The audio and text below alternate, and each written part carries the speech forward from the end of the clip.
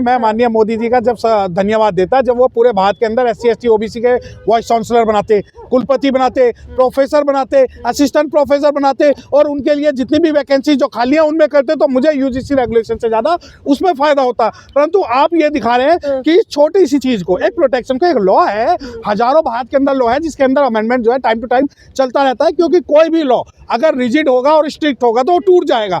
Even जो constitution of India है वो भी अपने आप को अमेंड करने की परमिशन आर्टिकल 368 के अंदर में देता है। नहीं ठीक है, आप लागू नहीं होने दीजिए, तो हम भी वक्त आने दे बता देंगे तुझे आसमां। हम अभी से क्या बताएं, क्या हमारे दिल में है। आज OBC समाज जो है वो SC ST बच्चों के साथ में और अपने बच्चों के साथ में कंधे से कंधा मिला के खड़ा है।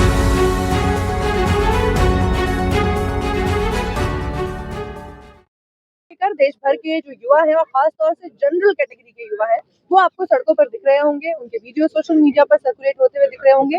उनका ये कहना है कि मोदी सरकार ने एक तरीके से उन्हें ठगने का काम किया है और जनरल कैटेगरी को एक बहुत बड़ा झटका लगा है इस UGC के नए गाइडलाइंस के जरिए। उनका ये कहना है कि इस पूरी गाइडलाइंस में OBC को शामिल करके उन्होंने जनरल कैटेगरी को पहले से ही दोषी मानकर कटघरे में खड़ा कर दिया है। ये उनकी सबसे बड़ी जो मांग ये है कि ये हटाई जानी चाहिए। और इसके अलावा दूसरी सबसे बड़ी समस्या ये है कि उन्हें लगता है कि इस तरीके से जो आपसी रंजिश है कॉलेजेस और यूनिवर्सिटीज़ में जो आम बात होती है कहती हैं। इस पूरे मामले को लेकर खास बातचीत करेंगे। हमारे साथ इस वक्त सत्यप्रकाश गौतम मौजूद हैं।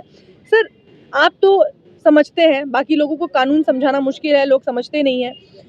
आपको क्या लगता है जो नई गाइडलाइंस है, क्या सच में वो जनरल कैटेगरी के लोगों के लिए इतनी घातक है कि वो सड़कों पर उतर जाएं? प्रधानमंत्री मोदी के विरोध में नारे लगाने तक को मजबूर हो गए हैं वो।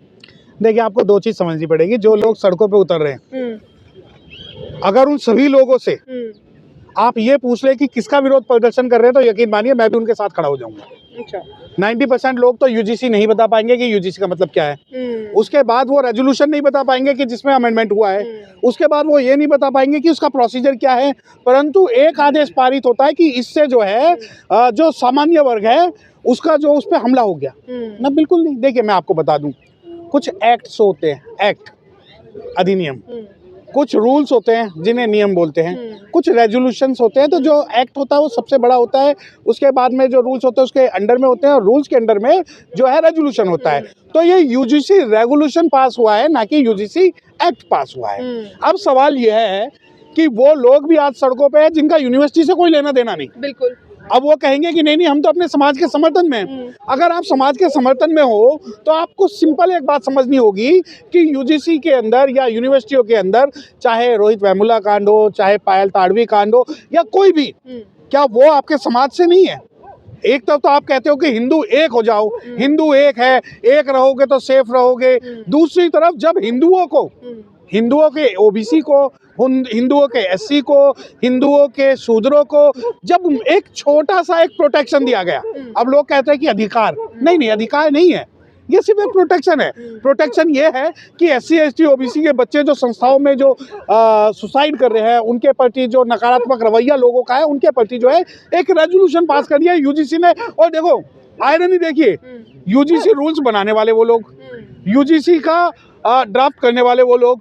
अब वो जब विरोध हो रहा है तो कुछ लोगों को बड़ा चढ़ा के दिखाया जा रहा है कि UGC के विरोध में 50 जो सांसद इस्तीफा देंगे, एक सिटी मजिस्ट्रेट इस्तीफा देगा, जो UGC का विरोध करेगा वो सच्चा सनातनी। अरे भाई, मुझे एक आप बात बता दे कि एक कानून बनता है, कानून पास होता है, उसका अभी तक इम्प्लीमेंटेशन नहीं हुआ और आपने पहले से ही प्रजम्पशन और अजम्पशन ये लगा लिया कि SC ST OBC इसका मिसयूज करेंगे। आप दो बात समझिए कि क्या UGC रेजोल्यूशन बिल्कुल टोटली फाइनल है, उसके पीछे अपील नहीं हो सकती, या उस UGC रेजोल्यूशन के बाद ना न्यायालय, ना कोर्ट, ना एडमिनिस्ट्रेटिव अपील, कुछ भी नहीं है? ऐसा नहीं है। लोगों को पहले UGC रेगुलेशन पढ़ना होगा, रेजोल्यूशन पढ़ना होगा, और जो UGC जो रेगुलेशंस है, ये सारे के सारे रेगुलेशन जो है वो सभी के लिए है, न केवल SC ST OBC और माइनॉरिटीज के लिए। लोग ये भी कह रहे हैं कि जगदीश सिंह जो इस मामले में है, UGC के चेयरमैन है, उन्होंने जानबूझकर OBC को इसमें ऐड किया है और ये उनकी कारिस्तानी है। देखिए, मुझे एक बात बताइए कि अगर आप लोग आरोपियों के पक्ष में खुल के खड़े हो सकते हैं तो SC ST OBC समाज आज पूरे भारत में सिर्फ अपने लिए एक प्रोटेक्शन की मांग कर रहा है। आप उसका विरोध ये कह रहे हो कि भाई मोदी को भी जो है, माननीय प्रधानमंत्री मोदी को भी ये जाति सूचक गालियां दे रहे हैं, यूजीसी चेयरमैन को भी ये जाति सूचक जो गालियां दे रहे हैं। मुझे ये बताओ, एक तरफ तो आप हिंदू एक रहेगा, हिंदू अखंड हिंदू की बात करते हैं, अखंड भारत की बात करते हैं, दूसरी तरफ प्रोटेक्शन जब मिली उन्हें, और प्रोटेक्शन अत्याचार के खिलाफ है, किसी जाति के खिलाफ नहीं है। वो प्रोटेक्शन उनके खिलाफ है कि अगर उनके ऊपर कोई अत्याचार करता है, वो प्रोटेक्शन इसके अगेंस्ट में नहीं है कि ब्राह्मण क्षत्रिय वैश्य शूद्र अछूत उनके ऊपर जो अत्याचार करे। अब इस चीज को समझने की जरूरत ये है कि आज का पैरामीटर देखिए, सिनेरियो देखिए कि हर मीडिया वाला, जो मेन स्ट्रीम मीडिया है, वो यूजीसी को काला कानून बता रहा है। और यही लोग थे जो ये आज सिनेरियो चला रहे हैं कि यूजीसी का मतलब SC/ST एक्ट है। अरे भाई, यूजीसी बिल्कुल जो रेगुलेशंस है, रेजोल्यूशंस है, वो बिल्कुल अलग है। SC/ST एक्ट जो है वो बिल्कुल अलग है। लेकिन वो कह रहे हैं कि इसी के बराबर का कानून लेकर आया गया है। पहली बात, जैसे आपने कहा, कानून अलग चीज होती है, रेगुलेशन अलग चीज होता है, लेकिन उनका कहना है कि ST/SC के बराबर है ये। अगर इस पर कुछ होता है तो हम पर इतनी कड़ी कार्रवाई हो सकती है। देखिए, जिन्होंने नहीं पढ़ा उन्हें समझाना नामुमकिन है। ये एक ये तो समझना नहीं चाहते, ये समझना नहीं चाहते। ये कहना चाहते हैं कि हमारे खिलाफ या यूजीसी के समर्थन में अगर कोई भी चीज जो आप पास करोगे, हम उसका विरोध करेंगे। अरे आप उसको एक आधा मुकदमा, एक आधा केस, एक आधी इंक्वायरी अगर ऐसी हो जिसके अंदर non SC, non ST, non OBC को अगर पनिश किया जा रहा है और वो इनोसेंट है, तो मैं भी आपके साथ खड़ा हूँ। और आप लोग जो हमेशा कहते थे कि मोदी जी OBC समाज से आते हैं, उन्होंने क्या दिया OBC समाज को? अब तो दे दिया उन्होंने। अब तो इतना बड़ा, देखिए आप नहीं, इतना बड़ा नहीं। देखिए, ये आपकी नजर में बहुत बड़ा हो सकता है। अगर आपको दे दिया तो यूजीसी में हमें हमारी हिस्सेदारी दीजिए। आप हमें लॉलीपॉप देके सोचते हैं कि हम प्रोटेक्शन देके आपको सब खरीद लेंगे। आप मुझे, मैं तब माननीय जनरल कैटेगरी को नाराज करके दिया। नहीं, मेरी बात सुनिए। मैं माननीय मोदी जी का जब धन्यवाद देता जब वो पूरे भारत के अंदर SC/ST OBC के वाइस चांसलर बनाते, कुलपति बनाते, प्रोफेसर बनाते, असिस्टेंट प्रोफेसर बनाते, और उनके लिए जितनी भी वैकेंसी जो खालियां उनमें करते, तो मुझे यूजीसी रेगुलेशन से ज्यादा उसमें फायदा होता। परंतु आप ये दिखा रहे हैं कि छोटी सी चीज को, एक प्रोटेक्शन को, एक लॉ है, हजारों भारत के अंदर लॉ है जिसके अंदर अमेंडमेंट जो है टाइम टू टाइम चलता रहता है, क्योंकि कोई भी लॉ अगर रिजिड होगा और स्ट्रिक्ट होगा तो वो टूट जाएगा। इवन जो कॉन्स्टिट्यूशन ऑफ इंडिया है वो भी अपने आप को अमेंड करने की परमिशन आर्टिकल 368 के अंदर में देता है। अब आप ये कहें कि नहीं अमेंड नहीं होना चाहिए, समय के हिसाब से SC/ST OBC और माइनॉरिटीज के बच्चे जब यूनिवर्सिटीज में जा रहे हैं, और ये केवल सिर्फ यूजीसी का रेगुलेशन नहीं है, इसके अंदर सुप्रीम कोर्ट ने भी कई गाइडलाइन दी है, जो पायल ताडवी केस में हुई, उससे पहले हुई, ministry of law and justice ने भी इस बारे में कई बात की है, उसके अलावा मिनिस्ट्री ऑफ एजुकेशन के अंदर में भी इस पर चर्चा हुई। तो ऐसा नहीं है कि सिर्फ यूजीसी ने बनाया है, लोगों का समझने का फेर है। आप ये मानिए कि अगर किसी भी इनोसेंट बच्चे का, चाहे वो जनरल कैटेगरी का हो, नॉन SC/ST OBC हो, उसके खिलाफ अगर कोई कार्रवाई इलीगल होती तो हम भी इस बिल का विरोध करते, परंतु अभी तक कोई भी एग्जाम्पल ऐसा नहीं आया है, और अभी तक ये सिर्फ और सिर्फ एक प्रपंच है। और मैं सबसे एक निवेदन करूंगा कि पहले जो यूजीसी बिल है उसे पढ़ ले, उस पर एक ओपन डिबेट रखे, उसमें नेगेटिव बताए, पॉजिटिव बताए, परंतु इस प्रकार थ्रेट ना करे कि पूरे भारत को हम जला देंगे, आग लगा देंगे। तो मैं बस खुल के एक बात कहना चाहता हूँ कि यहाँ पर जो सुप्रीम कोर्ट है, सुप्रीम कोर्ट इसका प्रोटेक्टर ऑफ द कॉन्स्टिट्यूशन है, पार्लियामेंट है, और हम पूरा सम्मान जो है पार्लियामेंट का और कॉन्स्टिट्यूशन का और यूजीसी रेगुलेशन का करते हैं। सर परमहंस दास, एक मिनट सर, परमहंस दास हैं, उन्होंने नरेंद्र मोदी से क्षमृत की मांग की है यूजीसी के मुद्दे पर।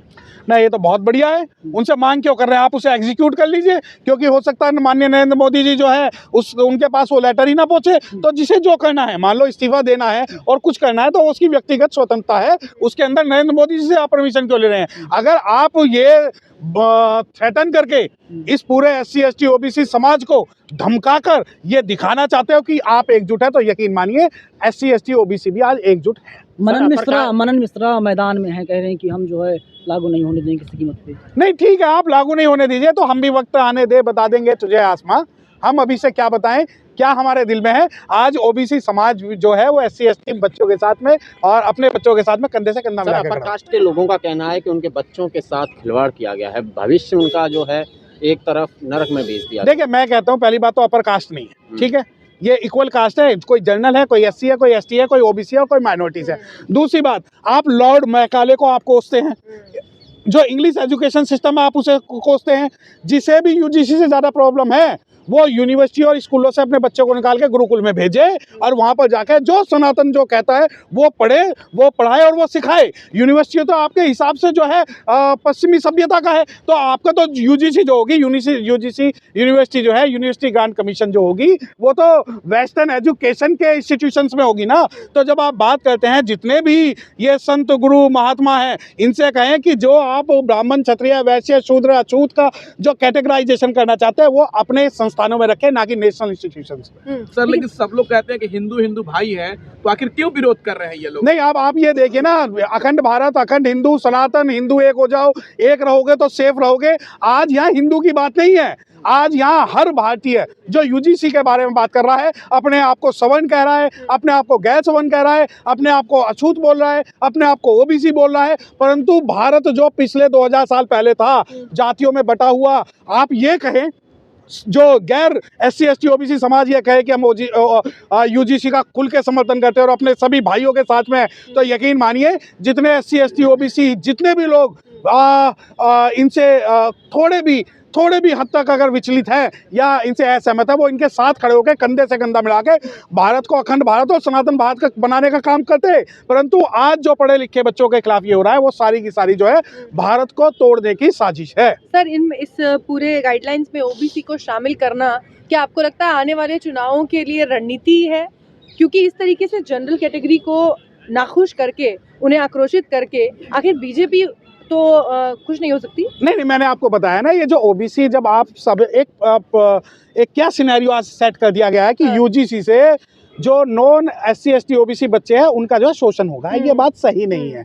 एक तरफ तो प्रोटेक्शन की बात है, अब आप कहते हैं कि भाई ओबीसी समाज को एकजुट करने की बात नहीं, यहाँ जो ओबीसी समाज की बात नहीं है, यहाँ जो गरीब गरबा है। अब मैं एक बात बताता हूँ, क्या यूजीसी में इस बात की रेगुलेशन नहीं है कि नॉन SC ST OBC बच्चे पे अगर कोई अत्याचार होता है तो क्या यूजीसी उस पर एक्ट नहीं करेगी? मैं आपको बता रहा हूँ कि इंक्वायरी होगी, और मैं कई इंक्वायरी ऐसी है जिसके अंदर पोश act, POCSO act, UGC act, उसके अंदर नॉन SC ST OBC बच्चों को उनसे ज्यादा अधिकार अभी तक मिलता आ रहा है। और दूसरी बात, आप ये कहते हैं कि नहीं इससे शोषण हो रहा है। अरे शोषण का एक एग्जांपल दिखाए तो सही। आज पूरे भारत में जितने भी पोश एक्ट, जितने भी यूजीसी एक्ट और जितने भी पोक्सो एक्ट या जितने भी इंस्टीट्यूशंस के अंदर में मुकदमे चल रहे हैं, उनके अंदर मैं एक बात कहता हूँ, विक्टिम की कोई जाति नहीं है। चाहे वो SC हो, चाहे ST हो, चाहे OBC हो, चाहे शेड्यूल कास्ट हो, चाहे नॉन शेड्यूल कास्ट हो। रेप जो है वो सभी के होते हैं, गलत चीजें जो है सबके साथ होती हैं, परंतु इसको जाति के तौर पे देखना कि नहीं हम इसका विरोध करेंगे, वो बिल्कुल गलत है। सर, यही तो सवाल है कि ओबीसी को इस तरीके से इसमें ऐड करके उन्हें खुश करने का एक ये नया तरीका है।